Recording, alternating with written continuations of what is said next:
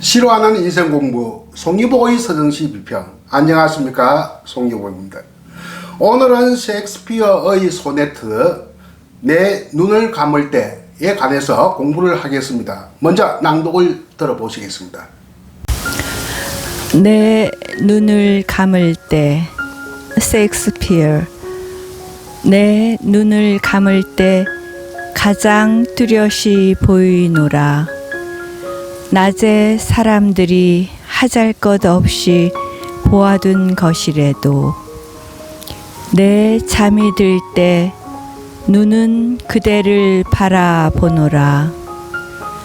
어둠 속에서 밝고 또 어둠을 향해서도 빛나네. 그대는 밝은 날에 더 밝게 빛나고 그대 그림자마저 그리도 밝게 빛을 내네.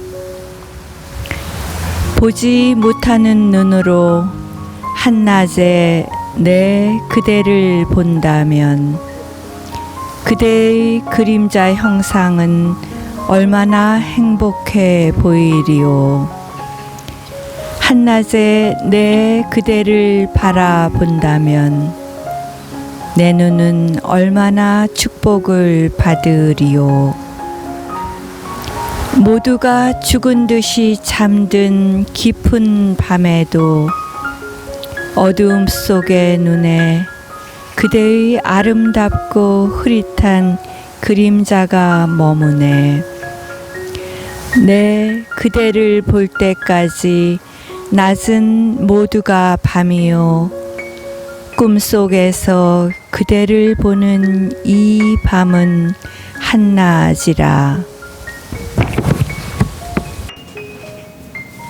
잘 들어보셨습니까?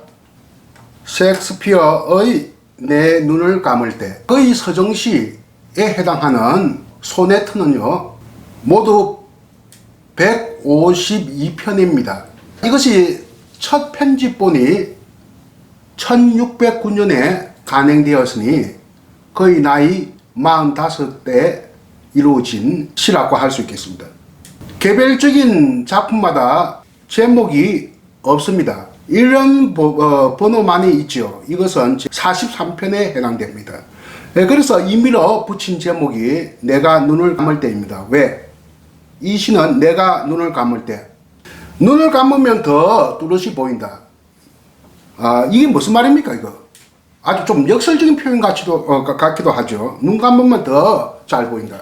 장님이 안에 직관적인 시만이 있다 하는 것은 오디푸스 왕에도 나오는 이야기가 있지 않습니까?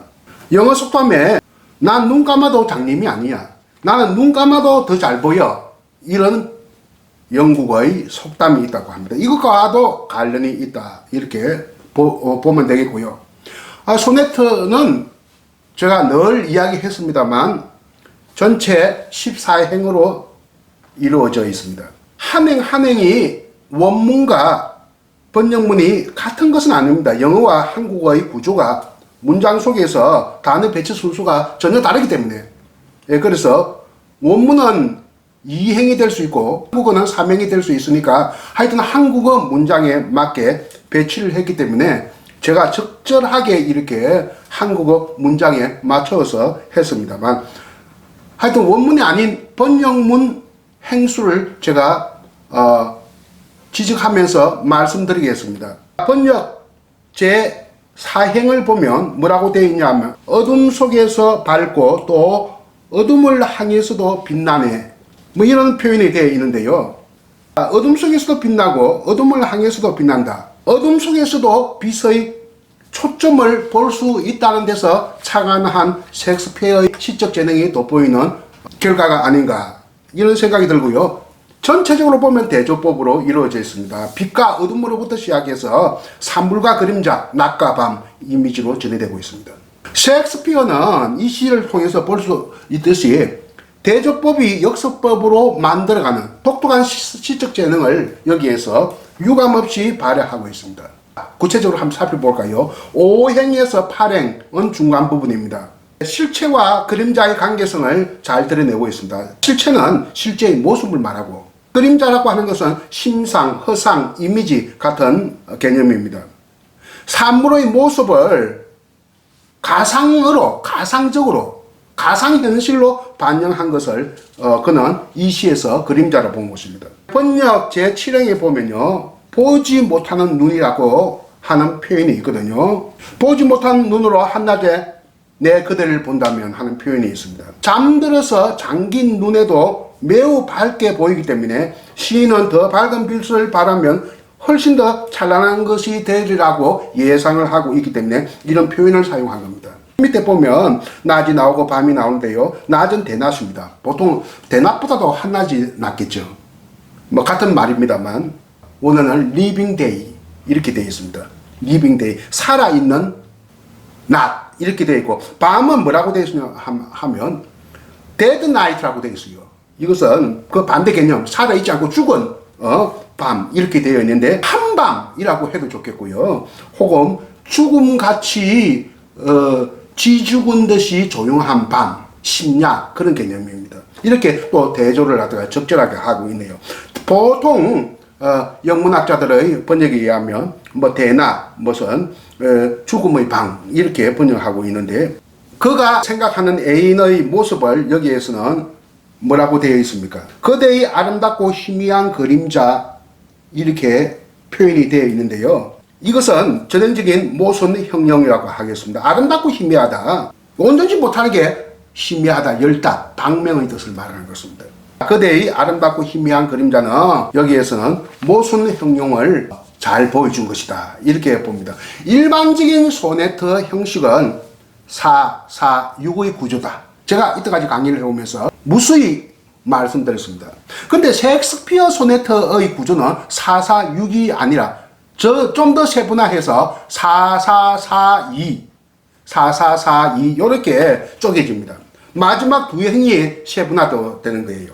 근데 마지막 두 행을 형태적으로 뚜렷이 하기 위해서, 표시가 나기 위해서 몇 칸 뒤로 다들 이렇게 밀어 놓습니다. 한 두세 칸 뒤로. 이것을 인덴션이라고 하는데요, 우리말로는 들어서기라고 합니다. 이렇게 몇 칸 뒤로 들어서기를 하고 있어서 마지막 두 행은 눈에 잘 표시가 납니다. 이 마지막 두 행을 셰익스피어적 소네트에서는 하나의 결론 부분이다, 주제문이다. 이 부분이 표현이 강렬하다든가 사상의 깊이가 있다든가 인생관과 세계관을 반영한다든가 특히 기상, 기발한 생각을 기상이라고 합니다. 이 기상은 예측 불허의 또 그리고 촌철살인의 수사법이라고 하겠죠. 저는 아직도 잘 모르겠습니다만 페트라르카에서 시작됐다고 하는데 좀 더 공부해야 알겠죠. 그리고 셰익스피어를 거쳐서 18세기 영국의 행위 상업화 시인들, 존던 같은 행위 상업화 시인들까지 개성된다고 합니다. 존던도 연시 많이 썼고, 행위 상업화 시인들이라고 하는 것은 철학적 내용의 시를 쓴 시고, 그게 대체로 18세기 영국에서 집중되어 있다 이렇게 보면 되겠습니다. 하여튼 마지막 두 행은 에피그램, 갱인구 같아, 사람을 깜짝 놀라게 하는 구절 같다 이렇게 생각하면 되겠습니다. 어떻게 지금 놀라게 하고 있습니까? 내 그대를 볼 때까지 낮은 온통 밤이요, 꿈속에서 그대 보는 이 밤은 한낮 일이 이렇게 표현되어 있습니다. 내 그대를 볼 때까지 낮은 모두가 밤이다. 한마디로 하면 낮은 밤이요, 꿈속에서 그대를 보는 이 밤은 한낮이라. 밤은 낮이다. 낮은 밤이요, 밤은 낮이다. 이렇게 언어적 표현의 긴장감을 보여주고 있다는 점에서 역설법이다.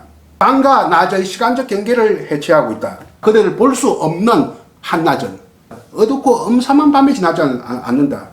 그러니까 그대를 볼 수 없는 한낮은 밤과 다름없다. 그런데 반대로 꿈에서 그대를 보는 밤은 한낮과 같다. 낮은 한낮은 밤과 다름없고 어두운 밤은 한낮과 같아. 이렇게 지금 얘기하고 있는 겁니다. 이게 셰익스피어 소넷 제41편이라고 했는데 46편에 보면요, 내 눈과 마음은 몹시 다툰다 하는 표현이 있습니다. 내 눈과 마음이 서로 다툰다. 눈은 육안을 뜻합니다. 육안, 육체적인 눈이죠. 마음은 심안입니다. 마음 심자.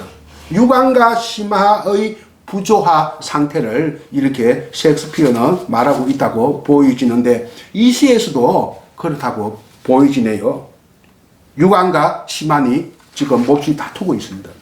셰익스피어 소넷 159편, 아까도 말했습니다. 1609년 거의 나이 45에 간행된 초판본이 간행됐습니다. 또 뒤에는 조그만 수정이 됩니다만 이 내용은 일관적입니다. 처음부터 끝까지예요.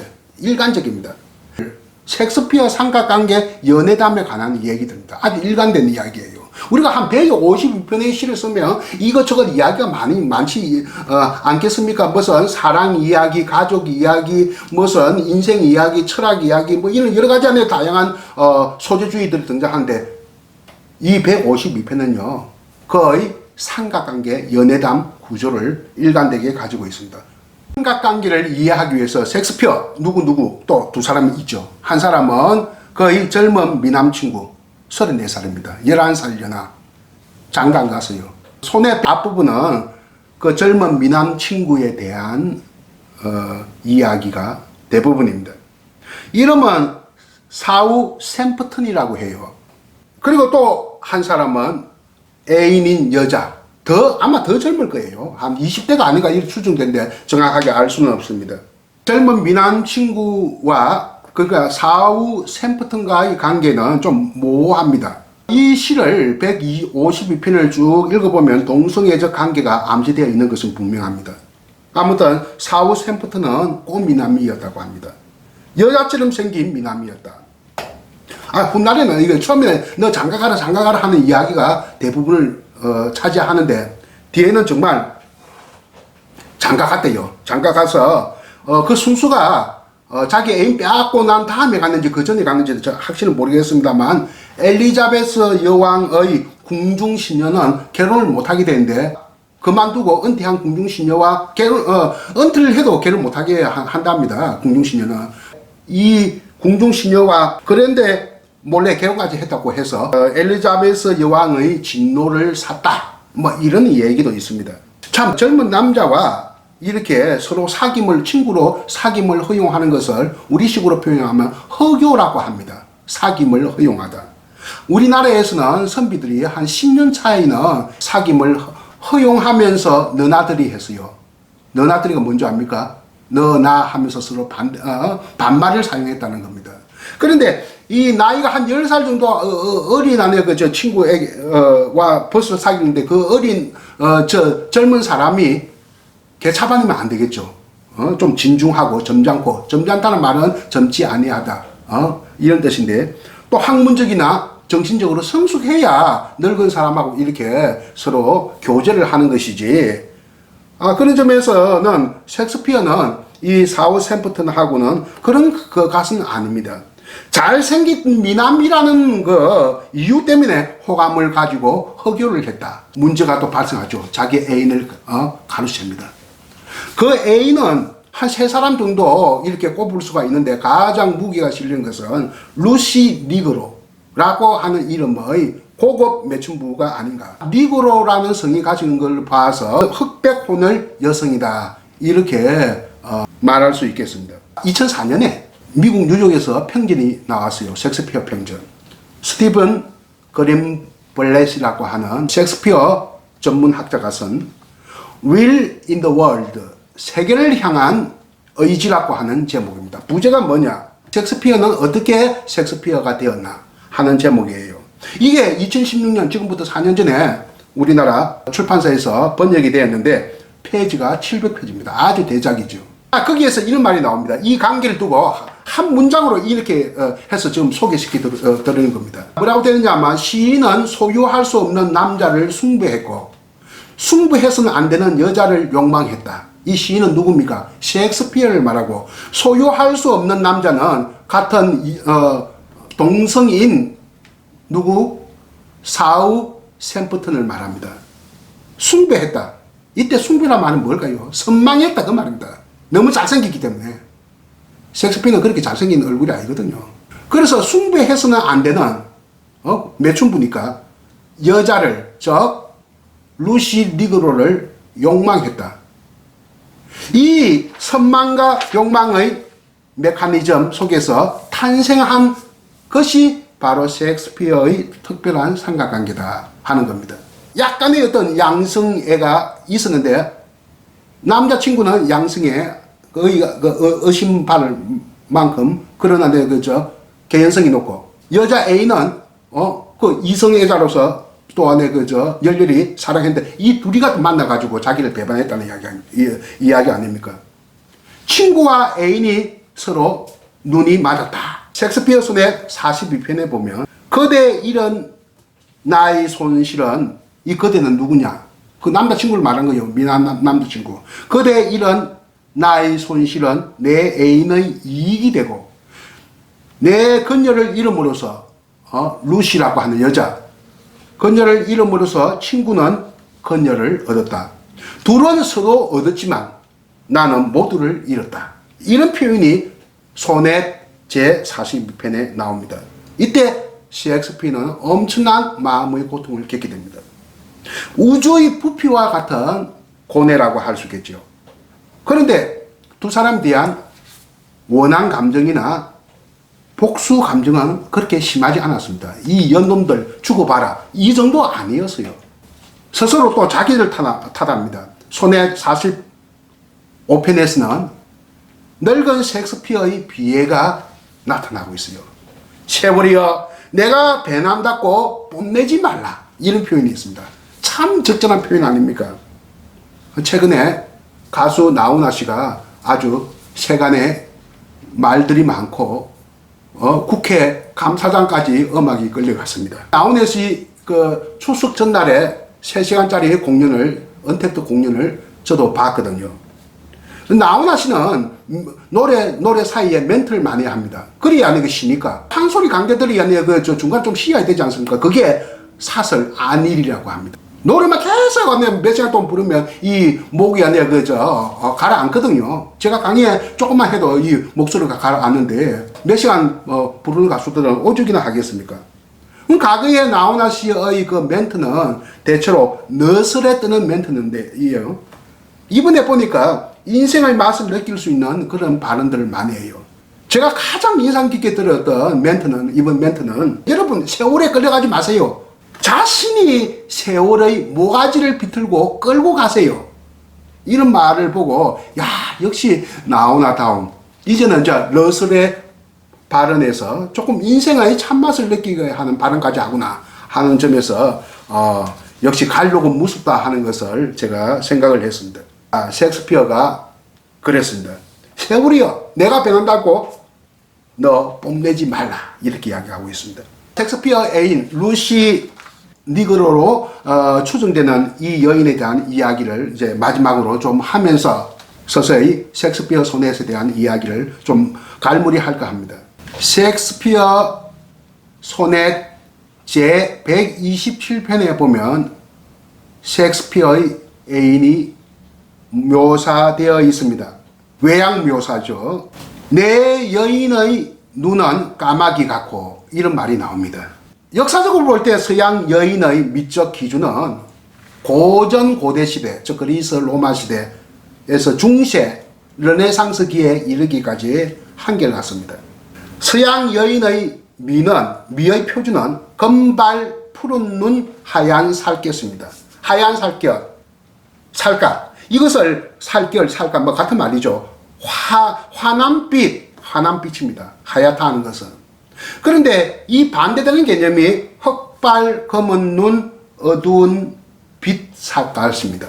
셰익스피어의 애인의 외양은 전자가 아니라 전통적인 서양 미인의 표준인 전자가 아니라 후자입니다. 흑발, 검은 눈, 까마귀 눈 같아 이런 표현이 있지 않습니까? 그리고 곳곳에 몸이 어두운 몸 이런 표현이 있거든요. 이것이 가마잡잡하다. 처음에 저는 라틴계가 아니겠느냐 아니면 라틴계 아랍계 혼혈이 아니겠느냐 생각했는데 흑백 혼혈일 가능성을 배제할 수가 없네요. 셰익스피어는 이런 말도 했어요. 옛날에 검은빛을 아름답게 여기지 않았는데 요즘 와서는 미의 상속자가 되었다. 이런 표현을 하고 있었는데 엘리자베스 여왕 시대에는 여인의 미적 기준이 살짝 바뀌어가고 있다. 오로지 이때까지는 금발 푸른 눈, 흰 피부를 선호했지만 이때부터는 좀 그렇지 않았다 하는 것을 또 미인의 기준이 변화되어 가고 있다는 것을 암시하고 있는데, 이것은 뭐냐? 영국 사회의 변화와 상응관계를 맺고 있다. 상관관계를 맺고 있다. 영국 사회는 이 이전에는, 엘리자베스 여왕 이전에는 낙천주의였는데 이때부터는 염세주의로 조금 바뀌어가고 있다 합니다. 이행되어 가고 있다. 왜 그러냐 하면 엘리자베스 여왕의 영국인들은 역병이라고 하는, 지금 코로나19처럼 전염병이라고 하는 끊임없는 고통 속에서, 공포 속에서 살았다고 해요. 그래서 극단적인 아름다움과 품위는 점점 사라져가고 삶의 덧없음에 민감하게 반응하는 그러한 의식 구조랄지 생활 패턴으로 바뀌어갔다고 그런 말을 해요. 확실히 저는 잘 모르겠습니다만 아까 두꺼운 책 셰익스피어 평정 같은 것을 보면 그렇게 느껴집니다. 조금 오래됐네요. 한 20년 됐네요. 정확하게 연도는 모르겠는데요. 셰익스피어 가는 영화가 엄청나게 많습니다. 셰익스피어는 하나의 문화 산업이에요. 가장 셰익스피어 영화 만들어 가지고 그 무수한 영화 중에서 다들 돈 버리는데 가장 돈 버린 것은 바로 디카프리오가 로미오 역으로 나오는, 그때가 1997년인가 8년인가 그래요. 그때 완천문학적인 돈을 버린 적이 있습니다. 그리고 그 이후에 나온 영화 가운데 셰익스피어 인 러브라고 하는 영화가 있었어요. 사랑 속의 셰익스피어인데 이거 가상 영화입니다. 거기 보면 셰익스피어 애인이 바이올라라고 하는 셰익스피어 애인이 등장하는데 기네스 펠트로가 이 역을 맡았는데요. 속물의 귀족과 정략 결혼하는 그런 이야기예요. 셰익스피어를 배반하고. 그런데 이 여자 바이올라라고 하는 영화 속의 셰익스피어 애인은 금발이요, 벼감, 즉 푸른 눈이요, 백색 살갗을 지닌 그런 전통적인 서양 미인상인데, 이거는 실제와는 정반대다. 어디까지나 가상 현실의 영화이다 하는 겁니다. 실제 있었던 이야기가 아니고 그냥 지어낸 이야기다 하는 점에서 그의 손에서 하나하나 점점이 묘사된 그의 애인의 모습과 이 삼각관계의 구도 속에 짜여진 그의 사랑 이야기가 진짜 이야기다, 이렇게 볼 수 있는데, 이 손에 152편을 가지고 희곡을 만들 수 있고 시나리오도 만들 수 있고 또 소설로 이렇게 끊임없이 재창작할 수도 있겠다 하는 저희 힌트를 드리면서 오늘 강의를 여기서 마치도록 하겠습니다. 이때까지 경청해 주셔서 대단히 감사합니다. 안녕히 계십시오. 내 눈을 감을 때 셰익스피어. 내 눈을 감을 때 가장 뚜렷이 보이노라. 낮에 사람들이 하잘것없이 보아둔 것이라도 내 잠이 들 때 눈은 그대를 바라보노라. 어둠 속에서 밝고 또 어둠을 향해서도 빛나네. 그대는 밝은 날에 더 밝게 빛나고 그대 그림자마저 그리도 밝게 빛을 내네. 보지 못하는 눈으로 한낮에 내 그대를 본다면 그대의 그림자 형상은 얼마나 행복해 보이리요. 한낮에 내 그대를 바라본다면 내 눈은 얼마나 축복을 받으리요. 모두가 죽은 듯이 잠든 깊은 밤에도 어두움 속의 눈에 그대의 아름답고 흐릿한 그림자가 머무네. 내 그대를 볼 때까지 낮은 모두가 밤이요. 꿈속에서 그대를 보는 이 밤은 한낮이라.